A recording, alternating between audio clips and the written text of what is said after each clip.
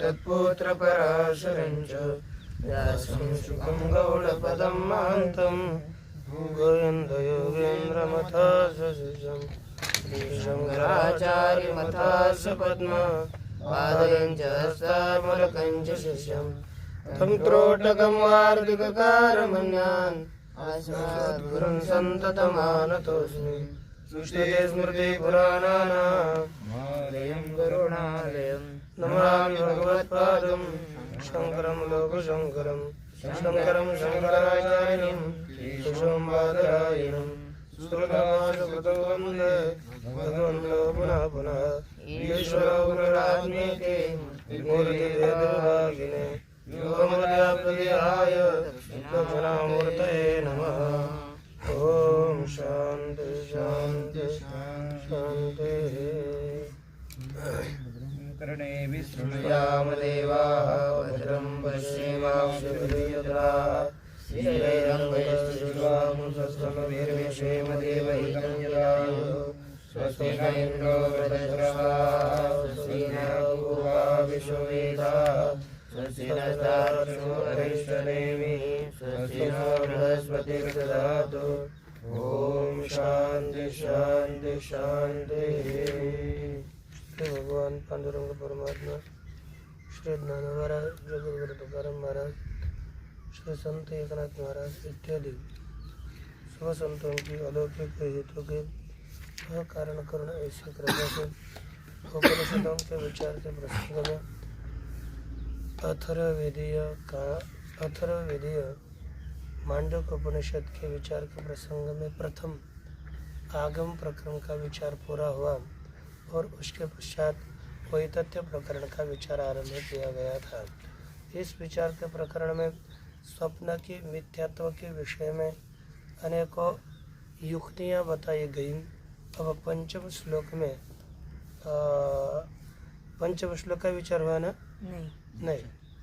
अब पंचम श्लोक में यहाँ पर मिथ्यात्व में भी और कुछ का विचार प्रकट करने जा रहे हैं। कहते हैं कि स्वप्नवत जागरितस्य मिथ्यात्वे स्वप्न निद्रा युतौ इत्यादौ जागरिते स्वशब्द प्रयोगो युक्तः भवति इत्याह।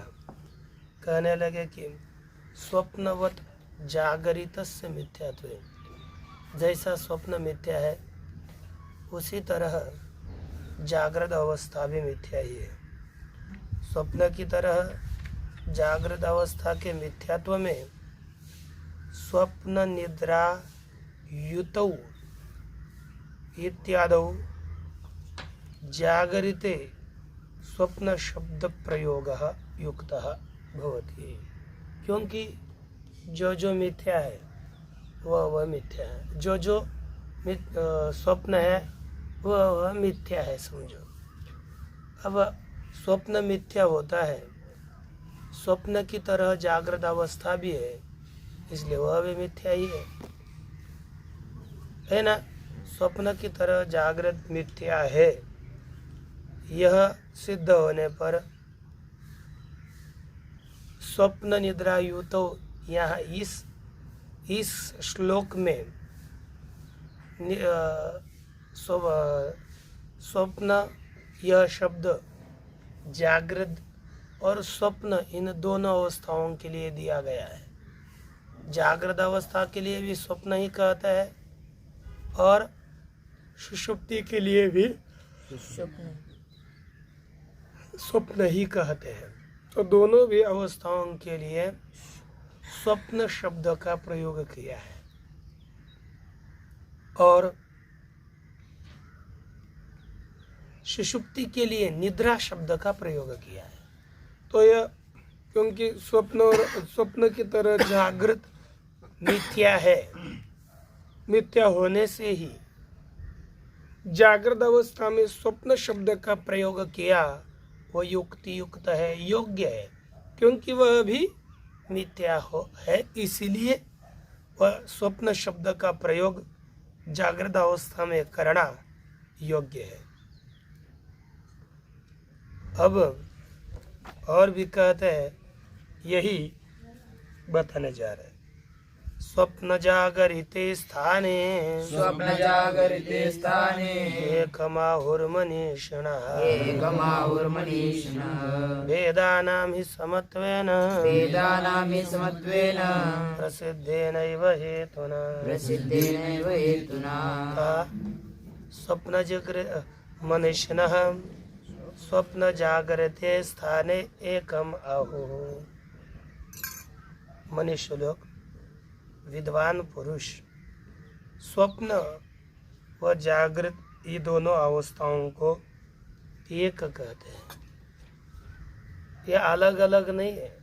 स्वप्न और जागृत ये दोनों भी अवस्था, दोनों भी स्थान एक ही है, पृथक नहीं। इसलिए कहा स्वप्न जागृत स्थान है एकम आहुर मनीषिणः।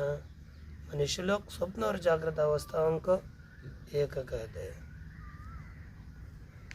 वेदानां ही समत्वेन, क्यों? क्योंकि भेद दोनों अवस्थाओं में समान है, जागृत अवस्था में और स्वप्न अवस्थाओं में। जागृत अवस्था ये जागृत और स्वप्न अवस्था ये दो समान है, इसके कारण ये दोनों एक ही है। प्रसिद्धे नैव हेतुना, भेदों का समत्व यह प्रसिद्ध हेतु है। यह प्रसिद्ध भेद का साम्य रूपी हेतु, इसी हेतु से जागृत और स्वप्न यह दोनों अवस्थाएं समान विवेकियों ने बताई है। हाँ, स्वाप अवस्था इसका पृथक कथन किया गया, लेकिन जागृत और स्वप्न इन दोनों का साम्य बताया गया है। भाष्य में देखिए, कहते हैं प्रसिद्धेन इव भेदानां ग्राह्य ग्राहकत्वेन हेतुना। प्रसिद्ध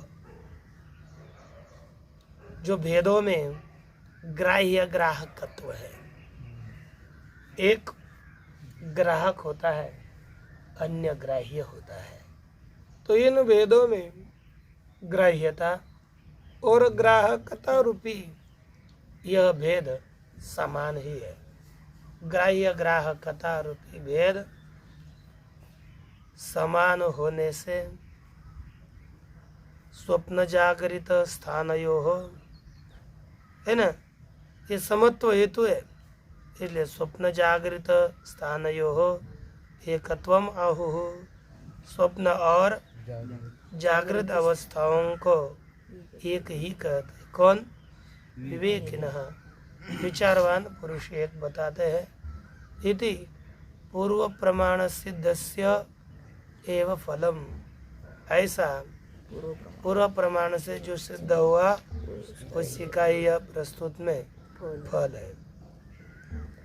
भेदाः विद्यमाना भावाः, भेद अर्थात विद्यमान पदार्थ, तेषाम् अवस्थाद्वयवर्तिनां ग्राह्यत्वं ग्राहत्वं ग्राहकत्वं अविशिष्टम। भेद अर्थात पदार्थ, विद्यमान पदार्थ उनका अवस्था द्वयवर्ती नाम, लेकिन यह कहाँ स्थित है? दोनों अवस्थाओं में रहने वाले, जागृत अवस्था में रहने वाले और स्वप्न अवस्थाओं में रहने वाले ये जो पदार्थ है उनका ग्राह्यत्वम ग्राहकत्वम अविशिष्टम। ग्राह्यत्व और ग्राहकत्व समान है, दोनों भी कोई ना कोई ग्राहक है और कोई ना कोई ग्राह्य है। अर्थात एक ज्ञान करता है और एक ज्ञान का विषय है। तेन दृश्यत्वेन हेतुना, उस दृश्यत्व रूपी हेतु से प्रसिद्धम एव तेषां मिथ्यात्वेन समत्वम, उन जागृत भावों का और स्वाप्निक पदार्थों का दोनों का दोनों में दृश्यत्व होने से दृश्यत्व रूपी हेतु से ही समता प्राप्त हुई, साम्यता प्राप्त हुई, अर्थात दोनों भी समान है यह सिद्ध होता है।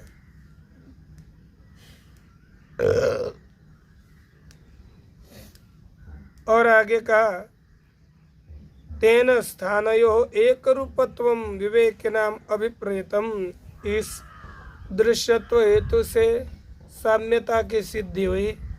ऐसी साम्यता होने से ही उन जागृत अवस्था और स्वप्न अवस्था, इन दोनों भी अवस्थाओं का विवेक पुरुषों को एकत्व अभिप्रेत है, एकत्व मान्य है।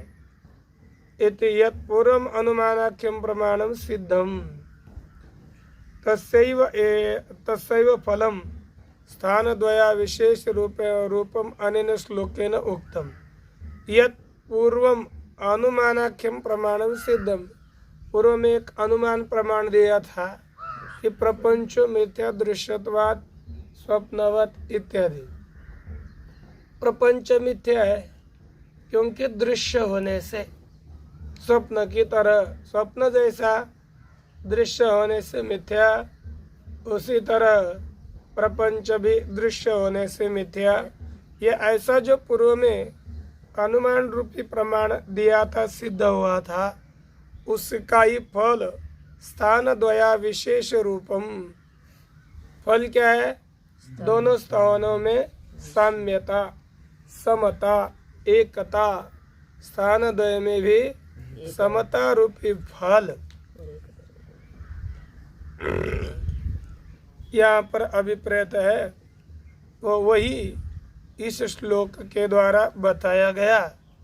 अब श्लोक योजनया दर्शयति है, टीका में बताया, भाष्य में बताया। अब अग्रिम श्लोक में जो जागृत दृश्य पदार्थ है वे मिथ्या ही है, उसमें और एक अनुमान प्रकट करने जा रहे हैं। आदावन्ते च यन्नास्ति आदावन्ते च यन्नास्ति वर्तमानेऽपि तत्तथा वर्तमानेऽपि तत्तथा वितथै सदृशा सन्तो वितथै सदृशा सन्तो वितथा इव लक्षिता वितथा इव लक्षिता। आदावन्ते च यन्नास्ति वर्तमानेऽपि तत्तथा।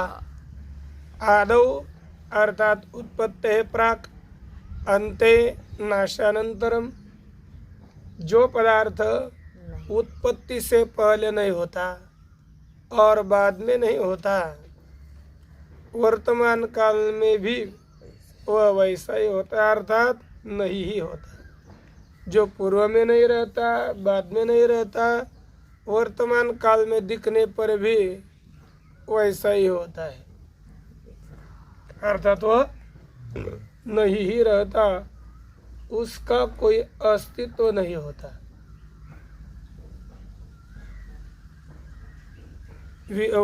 अर्थात वह मिथ्या है। वितथै सदृश संतः, वितथै और वितथ अर्थात मिथ्या,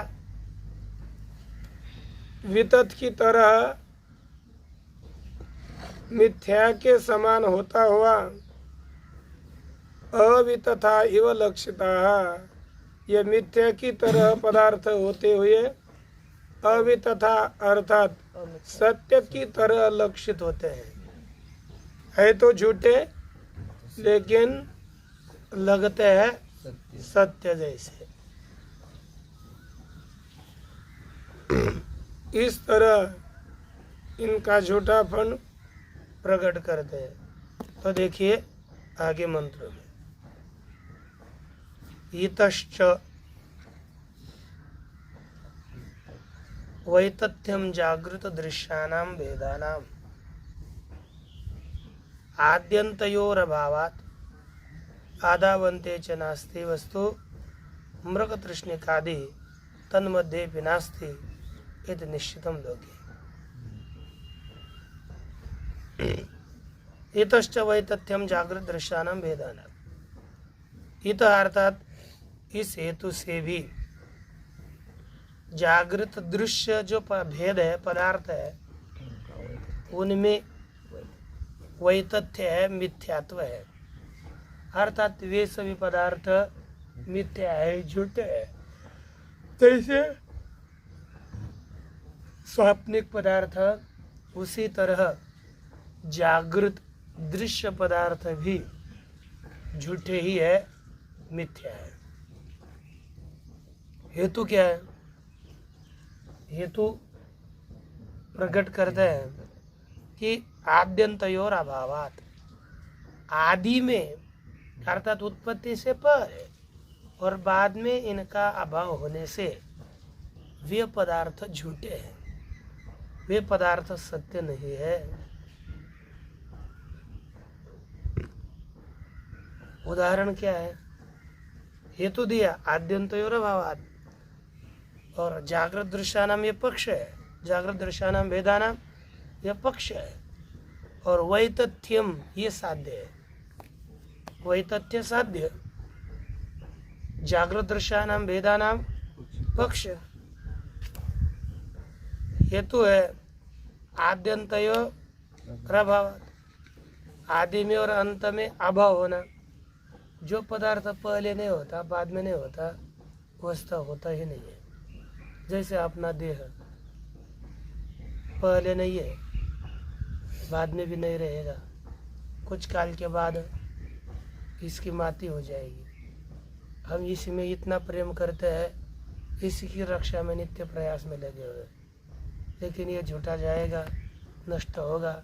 उसके पहले अपना कल्याण करना चाहिए, बाद में नरक की योनि में फिर नीचे ऊपर जाना पड़ेगा।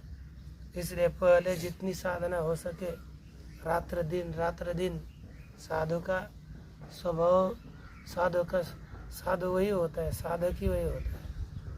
एक जिसकी किसी में भी प्रीति न हो, देह गेहादियों में जिसकी प्रीति नहीं हो, वही कहीं ना कहीं साधक बन सकता है।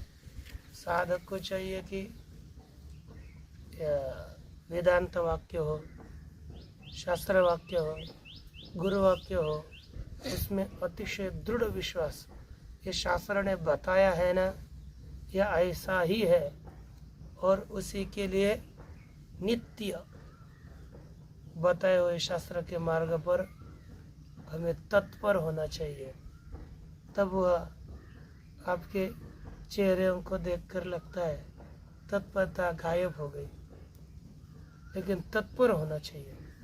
तत्पर हुए बिना अपनी साधना में अपना कल्याण नहीं होता, इसलिए तत्परता होनी चाहिए मुख्य।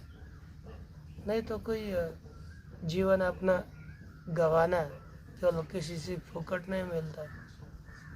इसलिए इसका ऐसा चिंतन करना है एकाग्र रहते से। यह देखिए क्या कहते हैं, भेदानाम वितथ्यम, जागृत दृश्य जो पदार्थ है उनमें मिथ्यात्व है, क्योंकि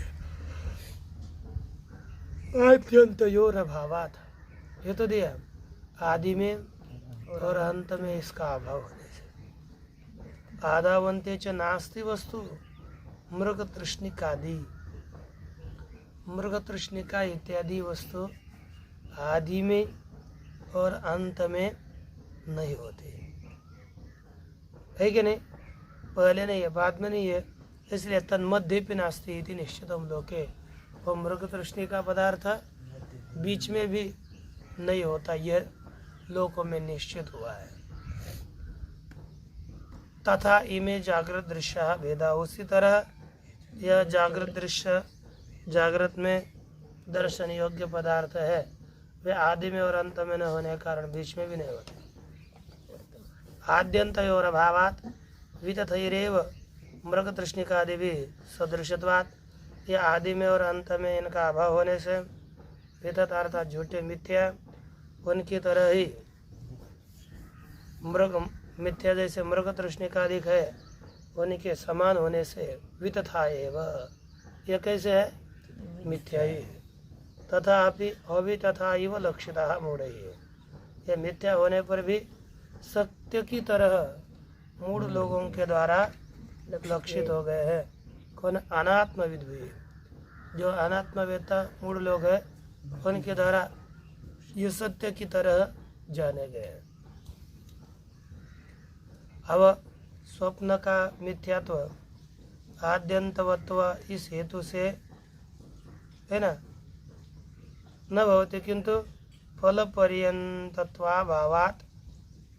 जागृतस्य फलपर्यंतत्वात् न मिथ्यात्वम इति आशंका। एक शंका करते महाराज, पूर्व श्लोकों में आपने मिथ्यात्व बताया, ये मान्य है, लेकिन स्वप्न को मिथ्या क्यों मानते हैं? ध्यान में है आपके क्या? कहा कि स्वप्नों को मिथ्या इसलिए नहीं मानते कि वो उत्पन्न होता है और नष्ट होता है। स्वप्न उत्पन्न होने वाला होने से और नष्ट होने वाला होने से स्वप्न को मिथ्या नहीं कहते। फिर क्यों कहते हैं? कहते हैं कि निष्फलत्वात् स्वर पर्यंतत्वाभावात्, अर्थात निष्फलत्वात्, स्वप्न निष्फल है, वो फल पर्याय ऐसा ही नहीं होता। स्वप्न में बहुत सोना मिला तो कोई उसे बेचने के लिए दिन में नहीं चला जाता, अर्थात वह मिथ्या है स्वयं। उसके लिए कोई एकत्र करने के लिए नहीं दौड़ता। इसीलिए वे सभी मिथ्या है। मिथ्या है केवल फल नहीं देते इसलिए, लेकिन जागृत फल पर्यवसायी है, जागृत अवस्था सफल है, इसलिए जागृत अवस्था सत्य है। मानो स्वप्न का झूठा, लेकिन जागृत अवस्था को झूठा नहीं मानना चाहिए, क्योंकि वह सफल है और स्वप्नावस्था मिथ्या है। इसलिए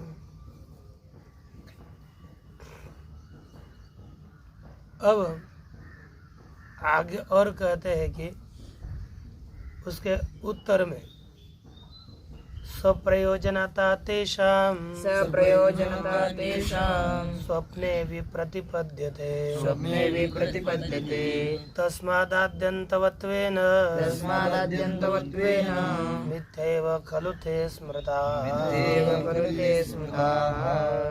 कहते हैं कि स्वप्रयोजनता तेषां स्वप्ने विप्रतिपद्यते, जैसे एक दृष्टांत पूर्वक आपको समझना होगा।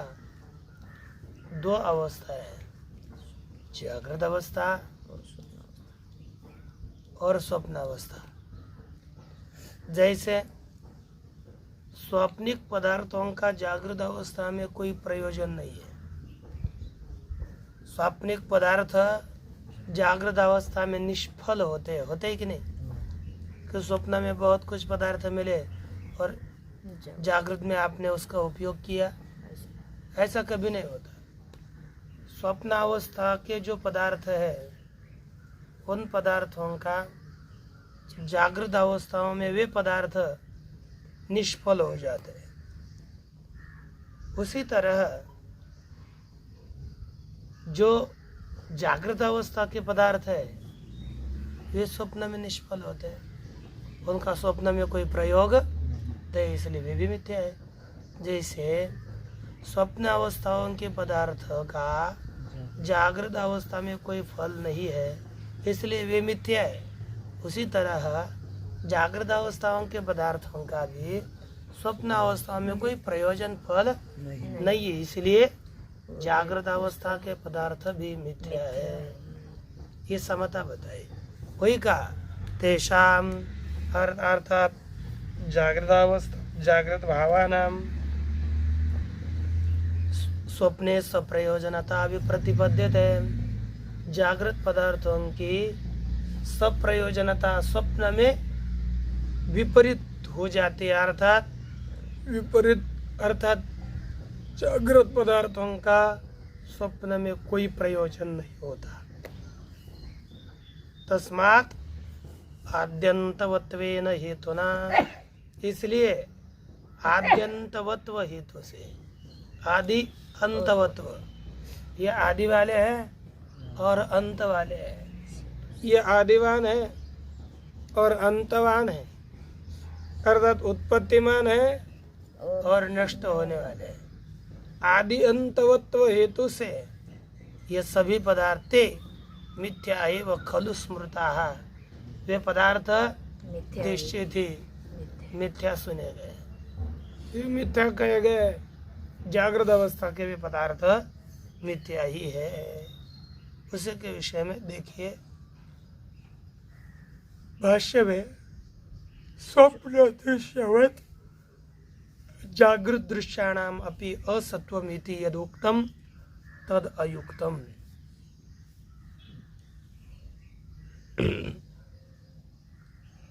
कि स्वप्न की तरह जागृत दृश्य पदार्थों का असत्व, स्वप्न की तरह जागृत दृश्य पदार्थों में भी असत्ता है। अर्थात स्वप्न जैसे स्वप्न पदार्थ जैसे असत, उसी तरह जागृत दृश्य पदार्थ भी असत है।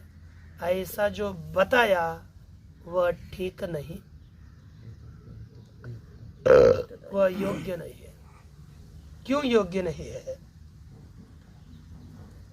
कथन करते हैं कि यस्मात् जागृत दृश्य अन्नपान आवना अन्नपान वाहनादय। कौन कौन जागृत अवस्था में देखे जाने वाले? अन्नपान है, वह वाहन है इत्यादि। जागृत पदार्थ में सभी पदार्थ देखे गए कि नहीं? खाना पीना, खेलना नहीं है, खाना पीना इत्यादि सभी पदार्थ है। अब वे क्षुत् पिपासादि निवृत्तिम कुर्वन्तः, क्या कर लेता है? यह अन्न पानी इत्यादि अपने भूख प्यास इनकी निवृत्ति करते हैं जागृत अवस्था में, हम जिसका सेवन करते हुए। फिर गमनाधिकारियंच, वे यदि वाहन है वह वाहन यानादिक या गमनादि कार्य को भी करते हैं। इस तरह से सप्रयोजना दृष्टा, जागृत पदार्थ स्वप्रयोजन वाले देखे, सफल देखे गए हैं, किंतु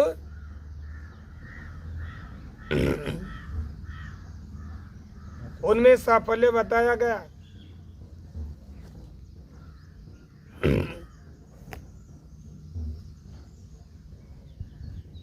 परंतु न तो स्वप्न दृश्यानाम तद अस्ति।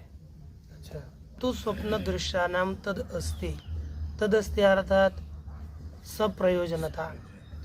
जैसे जागृत पदार्थ जागृत अवस्थाओं में सफल होते हैं, उसी तरह जागृत अवस्था में स्वप्न दृश्य पदार्थों का तद न अस्ति, सप्रयोजनत्वम न अस्ति, सफलता नहीं है।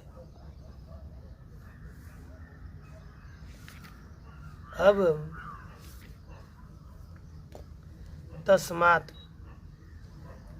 स्वप्न दृश्यवत जागृत दृश्यानाम असत्वम मनोरथ मात्रम इति। इसलिए ये शंका है, स्वप्न दृश्य जागृत पदार्थ सफल है और स्वप्न दृश्य पदार्थ सफल नहीं, इसलिए जागृत स्वप्न दृश्य पदार्थ मिथ्या है, लेकिन जागृत अवस्थाओं में देखे गए पदार्थ मिथ्या नहीं है। तस्मात् स्वप्न दृश्यवत, स्वप्न के दृश्य की तरह जागृत दृश्यानाम, जागृत जो दृश्य पदार्थ है उनमें असत्व कैसा है? मनोरथ मात्रम, केवल कल्पना मात्र उनका असत्व है। यह कल्पना में उन्हें हम असत मानते हैं, नित्य उनको असत नहीं मानते। अर्थात स्वप्न पदार्थ मिथ्या और जागृत पदार्थ सत्य, यह पूर्व पक्ष का कहना है। उसी का खंडन करते कहते तत् न। इसमें जो हेतु है, कौन सा हेतु? सप्रयोजनत्व हेतु। अब निष्प्रयोजनत्व हेतु, उस हेतु को वह हेतु सोपाधि के बता रहे। अर्थात उपाधि इस समय दोष है। उपाधि किसे कहते हैं? साध्य व्यापकत्वे सति साधना व्यापकत्वम उपाधि है। अब कैसे उपाधि है? कहते हैं कस्मात, क्यों? यह हेतु हमारा दुष्ट है। साधन व्याप्त्यादि दोषात उरुते नोपाधि निरसनम शुशकम। क्योंकि साधन व्याप्ति है ना, साधन व्याप्यत्वे सदी साधना व्यापकत्वम है ना। उपाधि वह होते हैं साध्य की अपेक्षा से व्यापक होती है और उस साधन साधन की अपेक्षा से अव्यापक अव्यापक होती है। यदि दोष का परिहार करना है तो साधन की अपेक्षा से व्यापक उपाधि सिद्ध होनी चाहिए। व्याप्य नहीं होनी चाहिए उपाधि। यदि व्याप्य हो गई तो उपाधि दोष लगा, और व्यापक हो गया तो उपाधि दोष नहीं लगेगा। तो इत्यादि कहते हैं कस्मात् यस्मात् सप्रयोजनता दृष्टा या अन्नपानादीनां सा स्वप्ने विप्रतिपद्यते। ठीक है नहीं? जो सप्रयोजनता अन्नपानादियों को देखी गई है जागृत अवस्था में, है ना, वह स्वप्न अवस्था में विपरीत हो जाती है, अर्थात निष्फल हो जाती है। जागृते ही भुक्त्वा पीत्वा तृप्तो विनिवृत्त त्रुट सुप्त मात्र एव क्षुत्पिपासाद्यार्थम अहोरात्रोषितम अभुक्तवंतम आत्मानं मन्यते। एक आधा आदमी क्या हो गया? जागृत अवस्था में भुक्त्वा पीत्वा च, बहुत खाया और बहुत पिया, खाकर पीकर मस्त तृप्त होकर बाद में विनिवृत्त त्रुट, जिसकी सभी तृष्णा निवृत्त हुई है, ऐसा होकर सुप्त मात्र एव, केवल सोने पर ही क्षुत पिपासा द्यांतर आर्तम, क्षुधा, पिपासा, भूख, प्यास इत्यादियों से पीड़ित होता है। कब? सोने के बाद। बहुत भूख लगती है, अमृत खाया और रात को पुनः सोने के बाद बोलता है बहुत भूख लगी, और उठने के बाद तो इतना पेट है कि अपच हो गया दूसरे दिन। लेकिन हो जाती है कभी कभी।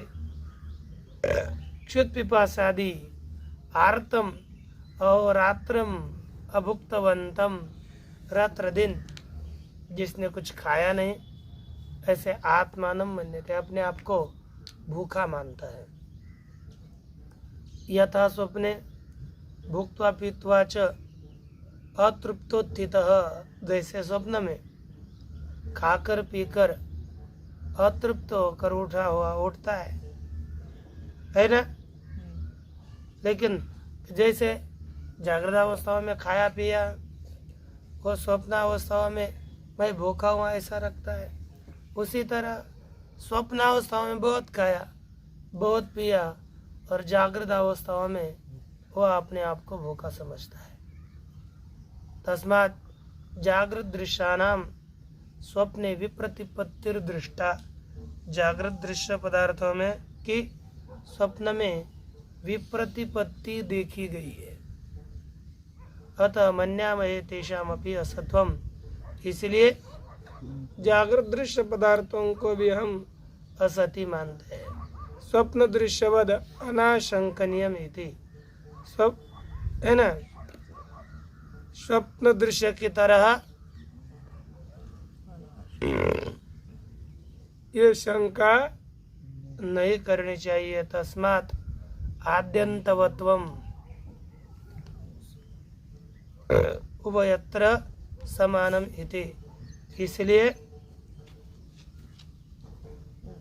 स्वप्न दृश्य की तरह सभी पदार्थों का मिथ्यात्व, यानी स्वप्न आद्यंतवत्व समान है। जैसे जागृत पदार्थ आदि और अंत वाले हैं, उसी तरह स्वाप्निक पदार्थ भी आदि और अंत वाले हैं।